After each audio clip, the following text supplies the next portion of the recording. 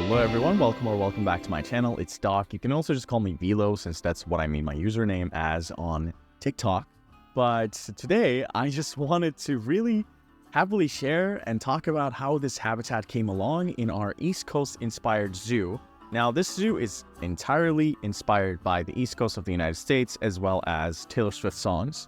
I'm sorry if you hear background noise today. I cannot make sure that I have a quiet environment. There is some work going on near my house. A lot of motorcycles, a lot of cars with loud engines.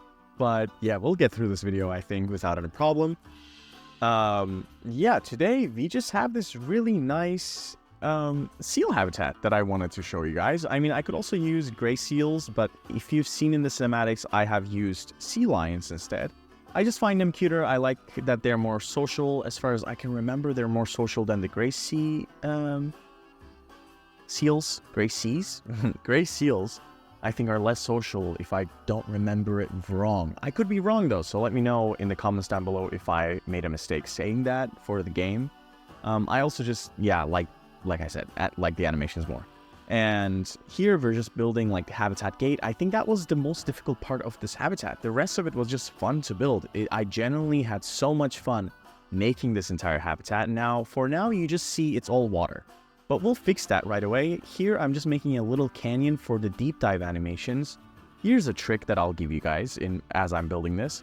I just realized that if you, for the deep diving animals, make like a little canyon. So if you leave the rest of the habitat just deep enough before it becomes deep diving animation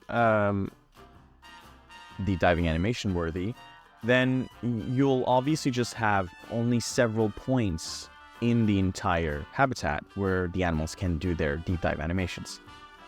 I'm making that little, flowy canyon because I want to make sure that the animals only do deep dives in that exact point. And that's what they do. And it's really fun to watch them really dive deep in those areas and nowhere else, because I do later on put, what do you call those? Viewing domes underwater.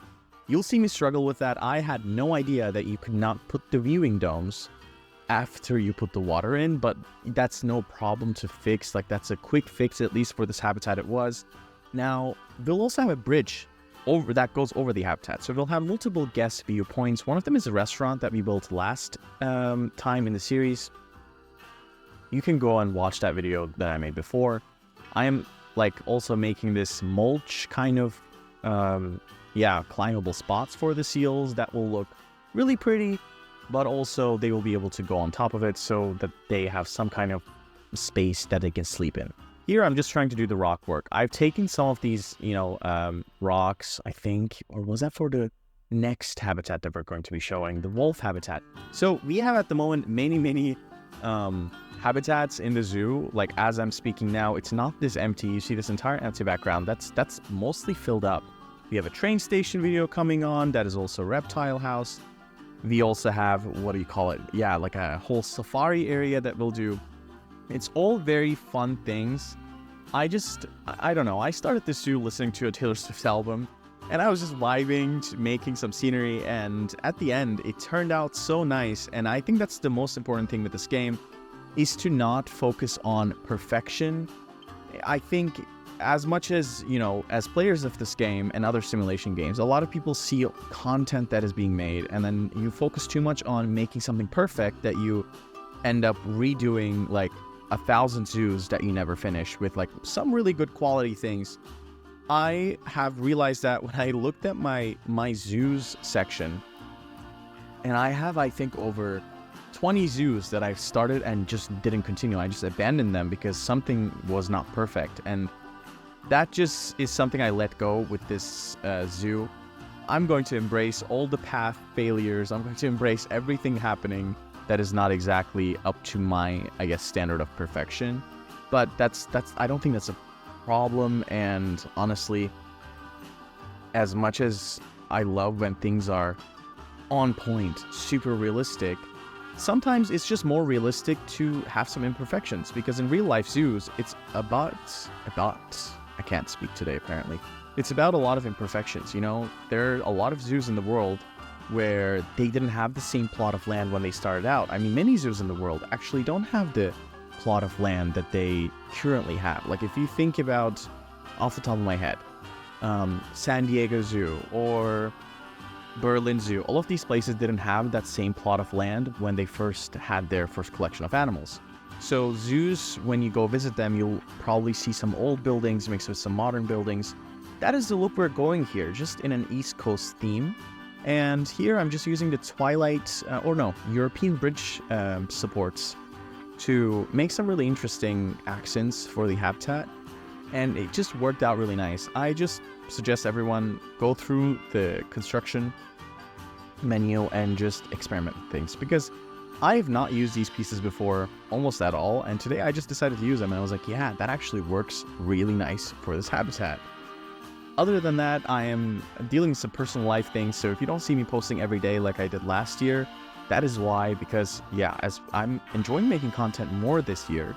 Also because I switched my software that I use for editing. I used to use DaVinci, which is still something that I will always love. I love DaVinci, but my GPU is not strong enough for DaVinci, so it just wasn't a viable option for me moving forward to keep making videos with it, when I know that the render time for DaVinci for me, even for like a 4-minute video, I remember last year was, yeah, I had to wait like 40 minutes for a 4-minute video to render fully, and that's too much. It takes the fun out of editing. It's not because I'm impatient, but you know, if I want to edit more, or if I want to do something else on my computer while it's rendering, it's not possible for me because my setup is not like a huge good setup. I use a pre-built PC, and I've not changed anything for it yet because I have to deal with like moving a lot. I was in grad school just this past year, and I just couldn't, you know, afford changing my PC setup yet.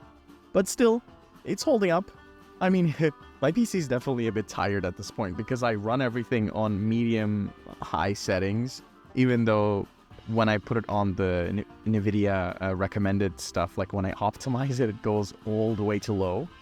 But, you know, it can do it so far, so I'm still not going to change it. I've been losing some textures since the beginning of the zoo. Regardless, here are some tree placements. I really enjoyed doing this.